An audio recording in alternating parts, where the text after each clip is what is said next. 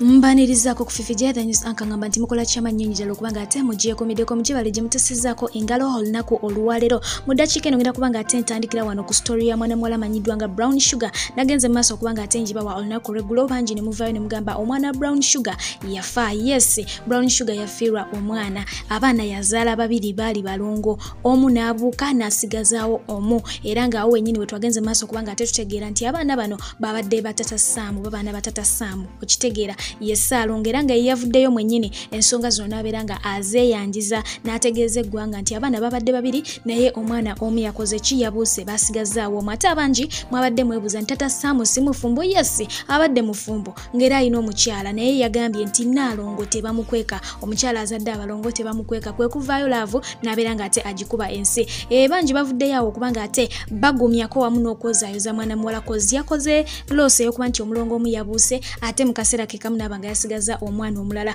nga ne mu abo mwe mwabadde eyali mujja we amanyiddwa nga mwana muwala amanyiddwa nga Serena Bata. Yes, yavuddeyo naye bw'atyo n'abeera nga ate amwozaayoza okuba nti munange yafunye baby oyo yasobodde okuba nga munange asigalawo. Ago bwe gatyo go bwe gali eruyi eyo. Okuddako ku mwana mulenzi amanyiddwa nga Daniel Kaluya. Yes, nga ono abeera mwana nzaalwa y'e Busoga weewaawo nga ono teyakulira mu Uganda n'eddakiika n'emu, ate nga teyazaalibwa mu Uganda naye nga omusaayi gwa wano Uganda agenze mu maaso okubanga ate munange ayongera okusitula eggwanga ly'etu Uganda ku maapu oluvannyuma lw'okubanga ate yagenze n'abeera nga awangula wali mu Oscar Awards, era nga zino zibeera movie awards ziteekebwateekebwa eggwanga eri America, era nga ezimu ku ezo movies zagenze mu maaso okubanga zimuwanguza kwe kuli movie emanyiddwa nga Judas neya Black Messiah. Mwana mulenzi ono azaazanya firimu nkuyanja era nga yaliko ne mu firimu ya Black Panther eyalimu omukulu yali amanyiddwa nga Chadwick Boseman yagenda maaso okubanga ate afa ebbanga eriyiseeko awo emabega. Tubeere nga ate munange tumuyozaayoza olwa awards ezo zagenze maaso okubanga ate awangula.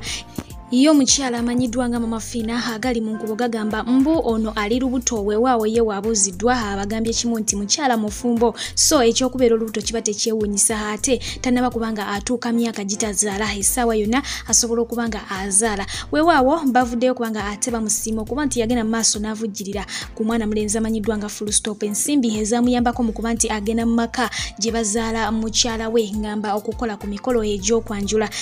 Ogwo omutima ze agukola kuva mabega. Ate yo mukuru amanyiddwa nga Pastor Martin Sempa. Yes, ono gwe tumanyi obulungi ennyo w'ekkanisa esangibwa wali eri Makere manyiddwa nga Makere Community Church. Yes, olunaku olwaleero bw'atyo avuddeyo nga celebrating anniversary ye ne mukyala we okuba nti munange bamaze emyaka 29 mu bufumbo obutukuvu. Ekyo nno kyamaanyi ddala. Okuddako ku mukyala amanyiddwa nga Sheila Gashumba n'omukulu amanyiddwa nga God's Plan eyagali mu nkubo gagamba nti omukulu ono yayabika mu nsonga z'ensimbi era n'abeera nga takyasobola kuba nti atuukiriza obulamu buno obw'okweyagala oba obw'okwesima bwe babeerangamu ne mwana muwala ssaawa 24 kukyakala kudda eno kudda eri. Bye bimu ku ebyo byaviirako omukwano gwabwe okubanga ate gukola ki, gusasika nsonga y'akasawo kafunda. Kakati nno ng'ate ebyo nabyo tubitadde ku mabbali, kigambibwa nti ono mukyala amanyiddwa nga Sheila Gashumba essaawa eno yandibanga apepeya n'omukulu amanyiddwa nga Rickman, oyo gw'omanyi obulungi football amulambirira ate nga muyimbi weewaawo ng'ebiseera bye bisinga abimalira wali eri mu ggwanga erya Sweden. Kigambibwa nti ono bagenda mu maaso okubanga ate balabibwako wali ku Acacia Mall nga beekola obusolosolo omuli okwenyegera. Ate nga kigambibwa nti omukulu amanyiddwa nga God's Plan yagenda mu maaso okubanga ate aswampata mukyala woono oba ex woono. Yes, era nga bagamba nti mission eriwo yakuba nti omukulu ono agenda mu maaso okubanga arevenginga ku God's Plan okuba nti essaawa eno apepeya ne Sheila. Ebyo bye bimu ku ebyo bigenda mu maaso okubanga ate bitambula. Wabula nga ate olugambo lugenze mu maaso okubanga ate lukwata akati ku social media lwe lw'omukulu amanyiddwa nga Judge Alex. Yes, gwe alaba empaka za Yolesa Ekitone season ey'okubiri zitera okubeerawo ku BBS Telefina. Omukulu yagenze mu maaso okubanga ate awabulako abato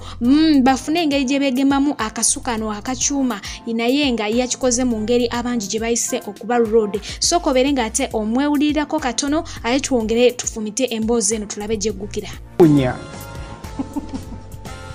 Muwunya temutukkiriza nze temunzikiriza kulaba amazina gammwe oluzinye mwenna ne muwunya. Toyinza kuzinira muntu ng'owunya bw'otyo. owulidde sirabye n'amazina olutandise bwe muti ne muwunya toyinza kuwunya.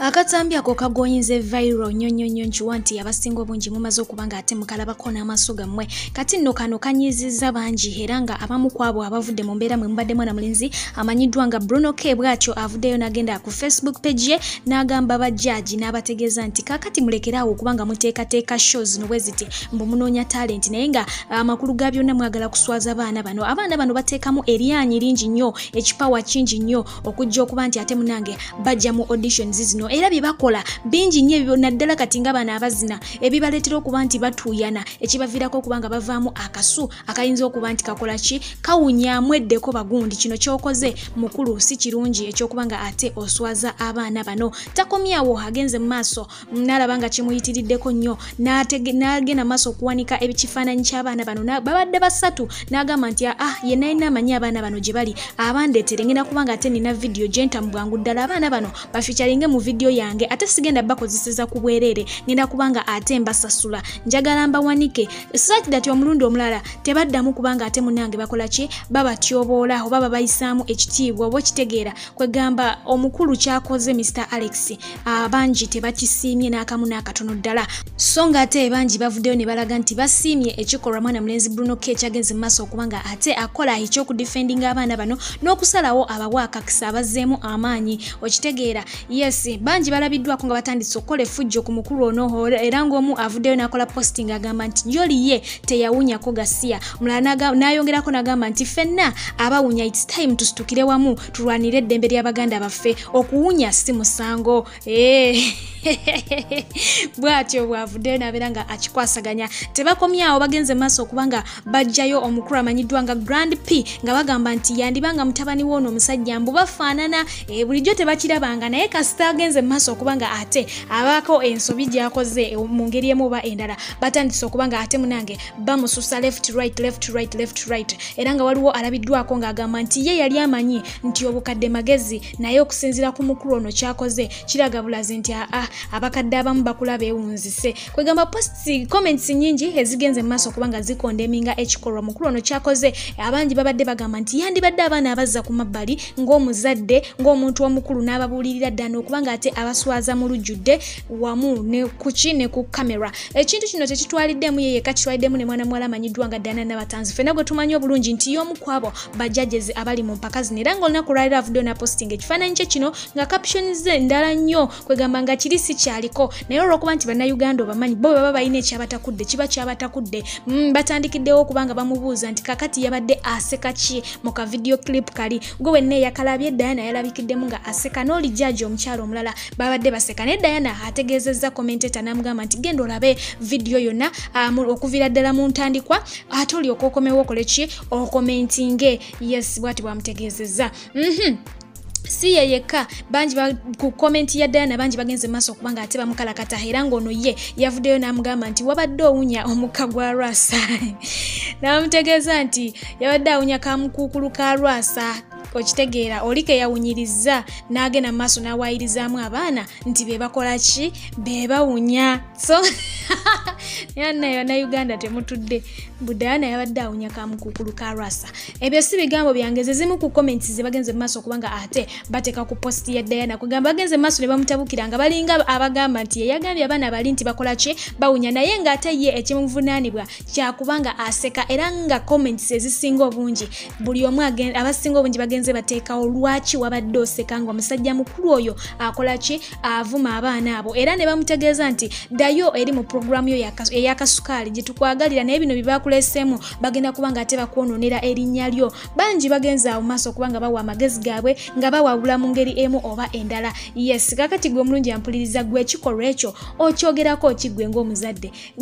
kyabadde kyabuntu oba tekyabadde kyabuntu naye ng'okusinziira ku percentage eri ku social media okusinziira ku judgment bagenze maaso okubanga bateekawo eragira ddala nti ekikolwa tekyabadde kyabuntu n'akamu n'akatono ddala weewaawo waliwo abagenze maaso okubanga ate basaidinga ne judge nga bagamba nti abakoledde olunaku okuddako ku mwana muwala amanyiddwa nga Spice Dianah yes ono naye mulese ku kikaliriro nga bamukalakata oluvannyuma lw'okuvaayo n'apostinga ekifaananyi kino ono ambassador wa bintu bingi kakati agenze maso kubanga ate promotinga engoye za Brian's bwatyo nateka ekifaananyi kino kati nno kino bangi bavuddeyo kubanga bamuvumirira nga bagamba nti abakunamira era nga bamugamba nti sente we zikuyitirirako zitandika okukufuga nga gwe tokyasobola kuzifuga kati wano wootuuse wandibanga ogenze tokyalimu wadde akategeera. Ba social media in-laws bo bagenda maso kubanga ate munange beewaayo okubuulirira abantu baabwe naye nga wenkugambye nti mulese ku kikaliro jjukira nti mwana muwala amanyiddwa nga Wininwaji yasembayo kubanga ate abeerako mu mbeera efaananako bweti ey'okumuvunaana okuba kunamira oba okukola ki okuwambala obwereere n'abeera nga ate yeyanika ku social media. Simanyi ndowoozaayo ku nsonga eno naye nga ye Dianah byebyo ebigenda maso kubanga ate bimuliko ku saidi eya Facebook ebyo gye bitera okubanga ate happening. Muzikirize mbere nga mberekereza olunaku olwaleero ku ssaawa eno atakumira mpeera bankumire musule bulungi hata n'abakusubscribinga subscribe please. I love you so much. Good night.